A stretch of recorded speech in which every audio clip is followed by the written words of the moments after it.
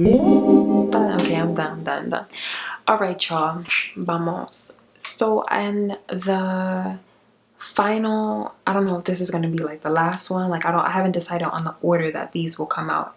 However, in this one, which will be like the last one I record for this series, I want to just express wholeheartedly and candidly how the experience of being homeless, of facing homelessness, impacted my mental health, because I am very well aware that, like, out of everything, out of all of the suffering that I would say I have endured, it is my mental, it's my state of mind, it's my mentality, it is my spirit that seems to be suffering the most.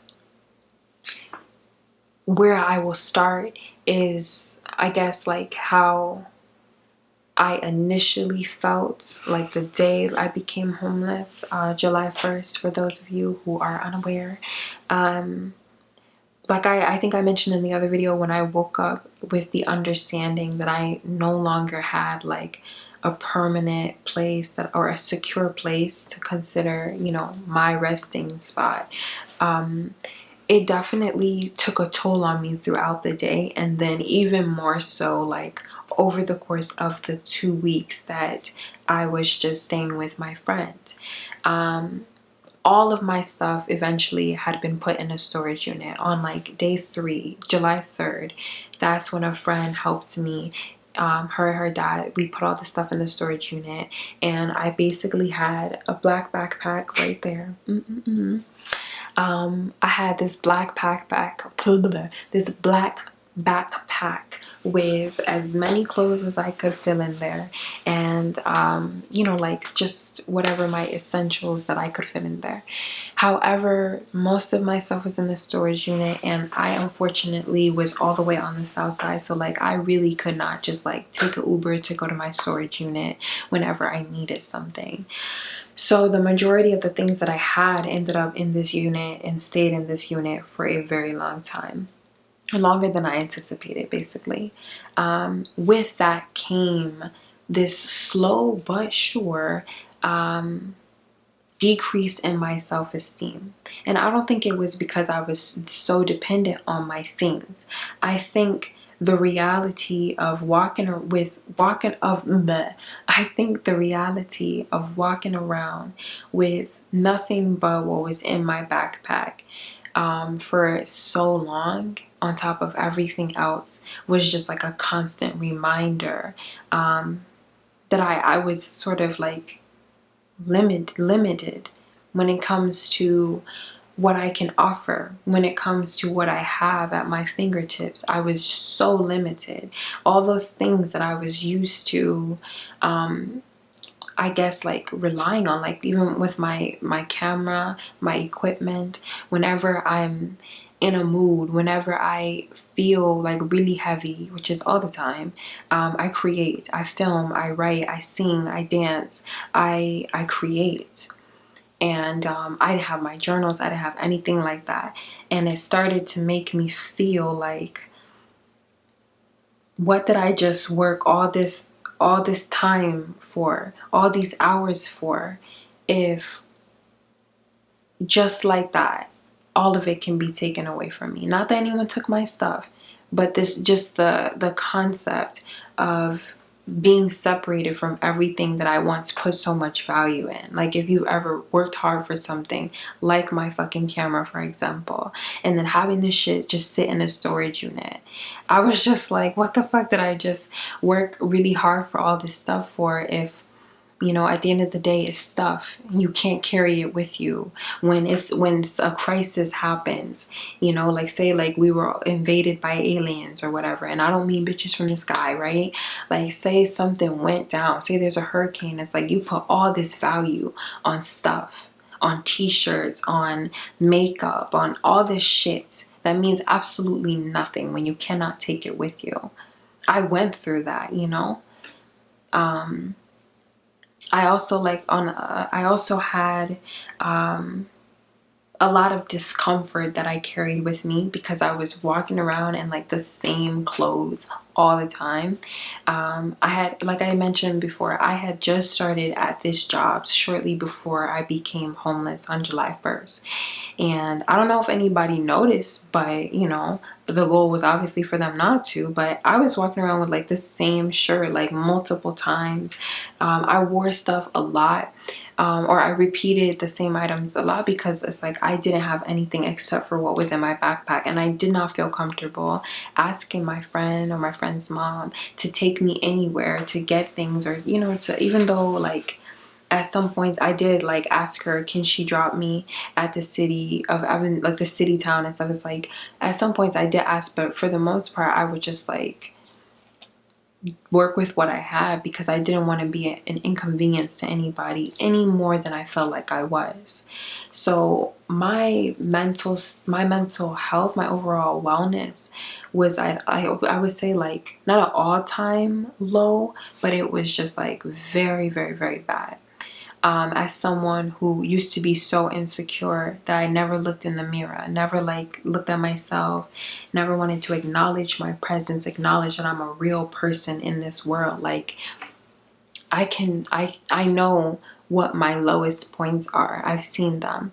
And with this experience, I thank goodness that I had the support and the love from people who genuinely care about me and didn't feel like I deserved anything that I got, because their kindness and the aid from the organizations that ultimately helped me, as well as like the cool support system that I do have at work, without any of that, I think I would have seen a different side of myself, you know. And if my friend had not swooped in and said, okay, you're staying with us until you figure something out, oh, I'm sure I would have seen an even lower self-esteem version of myself.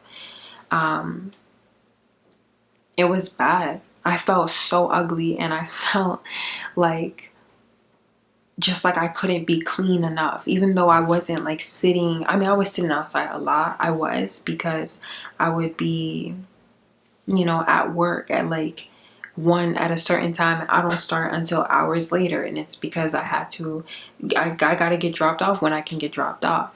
So I was outside. There was the days that I did like sit outside at the parks and stuff, like even before I actually left and started living on the south side. So there were days where I just felt like really dirty. I just felt like really bad. I did not like myself.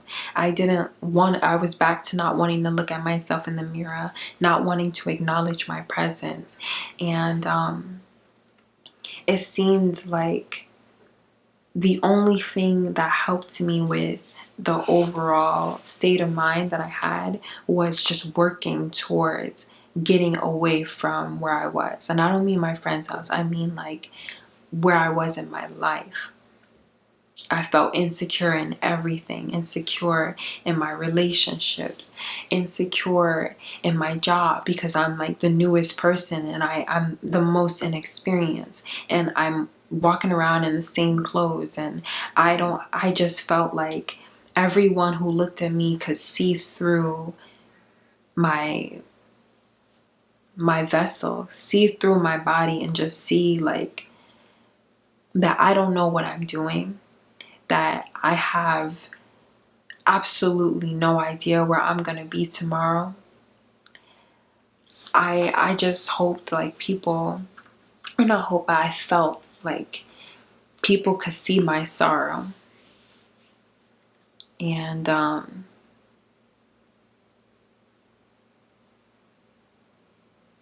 I think like the way I would say that it was honestly like the conversation in my head that made everything even more difficult, because it was hard for me to have faith. It was hard to me to keep the faith once I got it. I would get so discouraged easily because I would be on the phone with one organization. If they tell me they can't help me, try this organization, then it's like, okay, I have my hopes up because I have a new number to contact. And then when they tell me, okay, no, da da da da da, it was like back and forth, just for 3.5 months or so. So it was really, really bad. I don't know how I was able to laugh and smile with people at work, with friends. I don't know. I honestly don't know how I got through it, because this was not even like, this was what, like a month ago, or no, this was about like 2 months ago. So I don't know. I honestly just don't know how I did it. I don't know how I kept my head up. But I will say this, I never let go of my vision.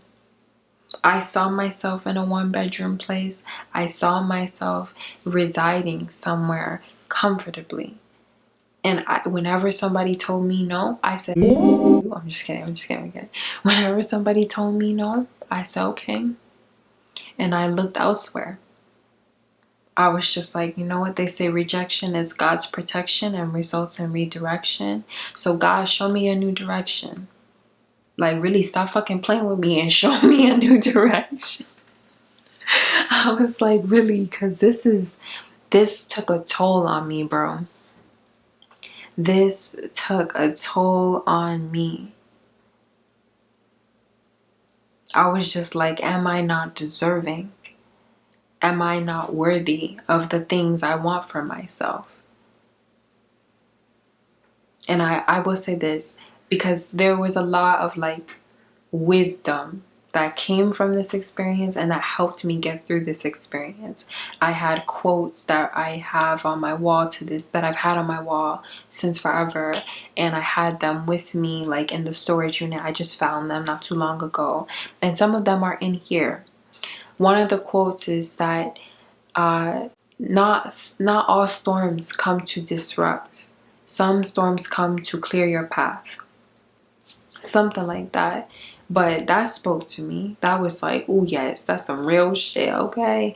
Because that changed my perspective. It changed the way that I looked at this storm, this huge transition in my life.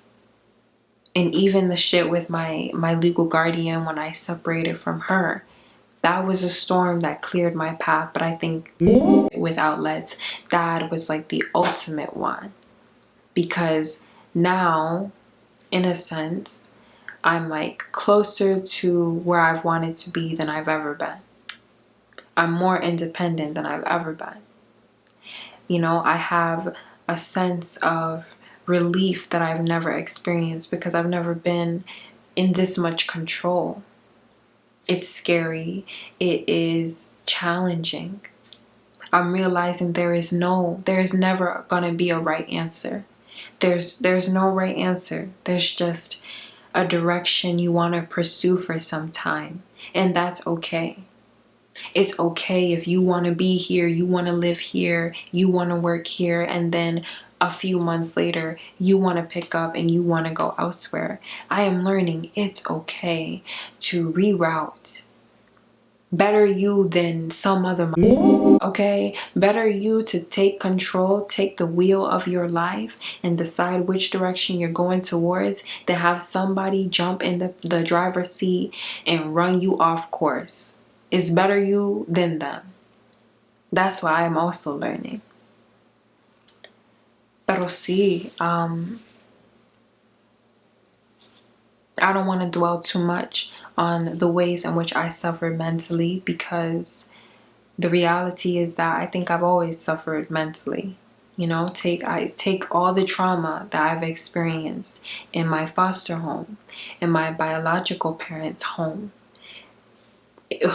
You know, it's just like, just take everything that I have experienced. I would feel like a liar if I sat here and said like I haven't that I just started having like mental issues or whatever. It's like I think I've always had like issues with seeing myself persevere, my self-esteem, my worthiness, even knowing just how much I'm capable of. That's all coming to me, or that has all come to me like in more recent years. But every time I go through something that is life altering, every time I go through something that clears my path, so to speak, I come out of the situation renewed. I have a thicker skin. I have a better understanding. And I believe both of those things would only come to me if I experienced something like, unfortunately, but something like what I have. Something life altering, something that completely disrupts the patterns and the habits that you're used to. I realized that like life has a habit of evicting me from situations I don't want to evict myself from. Life has a habit of saying, oh, okay, you don't want to get up, bitch, we gonna get you up. Like life keeps doing that to me. And I'm scared too, but I've made the decision to just welcome it. Just accept that you're going to be rerouted. Everything is temporary. Everything, the good and the bad. So you just got to accept the changes when they come. You know, being uncomfortable is not so bad in the end, because you grow. Every time you get uncomfortable, you grow. And I mean, the way I look at it is I now know to look for something that I couldn't see before.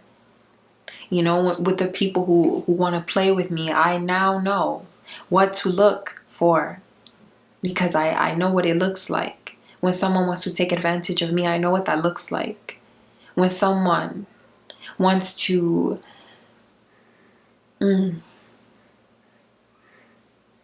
I know what it looks like. And I say thank you for that. You know, thank you for that. There have been so many like bumps in the road since this whole experience of facing homelessness. And what that has taught me is that there will always be something. There is always going to be a problem, you know. Something else that I learned throughout this period, I'm just spewing it off, you know. Something else that I learned, someone said to me, happiness comes, or no, stress comes from having problems. Happiness comes from solving them. Putting things into perspective like that really helped me, because I couldn't remember the last time I experienced happiness, and all I knew was stress. Better than myself at some point, better than my own social security number, bro. All I knew was stress. It's really hard for me to relax, bro. It's like I have a chill, but you would never know that I have a chill, because it's like all I do is worry. All I do is stress. All I do is plan. All I do is work. And it's because I have no sense of security. I have no sense of I am okay here. I'm hoping that as I establish my own place, and I don't just mean the one that I'm in, I mean like forever on.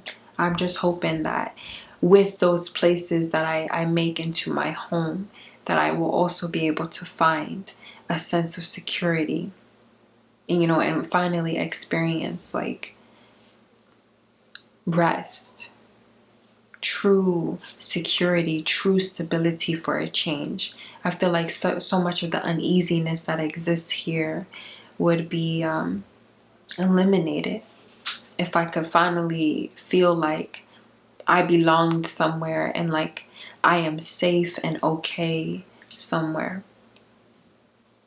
I think that's the ultimate goal for myself, or part of it. But I'll see, I will get there. I know for sure at some point, you know, one of these days, I'll get there. But for now, adiosito. Take care.